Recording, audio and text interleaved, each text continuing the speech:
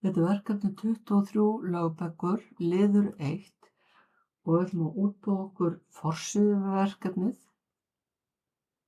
Forsíða er yfirleitt í öllum ritgerðum sem eru 2 eða 3 blaðsíður eða fleiri og þar þarf að koma fram titillinn og nafn skóla og tímasetning haustönn eða vorun og ártalið og svo þarf að koma náttúrulega hvaða áfangi er og nafn kennara og svo náttúrulega ykkar nafn sem skilið inn ritgerðinni.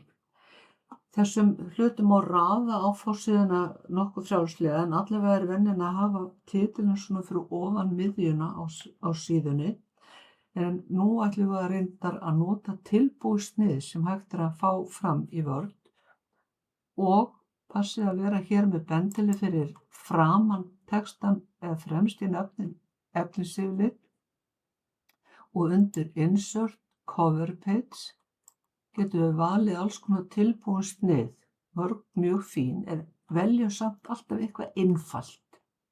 Ef þið eru á Makka þá eru kannski önnur útlitssnið þar og það er allt í lagi, það skiptir ekki alveg öllu máli. Ég ætla að velja hérna sniðið Sideline og leið og ég smetla það, þá hrekkur það hér inn í skjalið og hér sem sagt myndum við þá setja inn titilinn á verkefninu. Það er ákveðin leturstærð og leturgerð og við nýtum okkur það. Hér er tilbúið svæði Company, ég ætla að eyða því í burtu með því að smetla hér í línuna fyrir ofan og velja Delete. En hér fyrir neðan ætla ég að setja Subtitle. Það er svona undirtitil og hann er þarna elstu lögbækur Íslendinga. Ef við færum okkur svo neðar á síðuna þá sjáum við hér kæmi þá nafnið ykkar, hér er bara mitt. Og hér undir þetta snið ætla ég að setja nafn áfanga.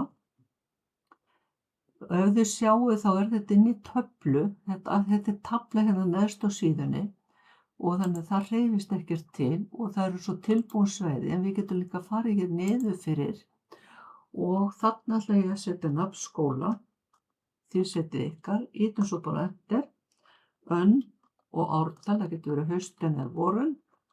Og svo það náttúrulega að koma nafn kennara líka.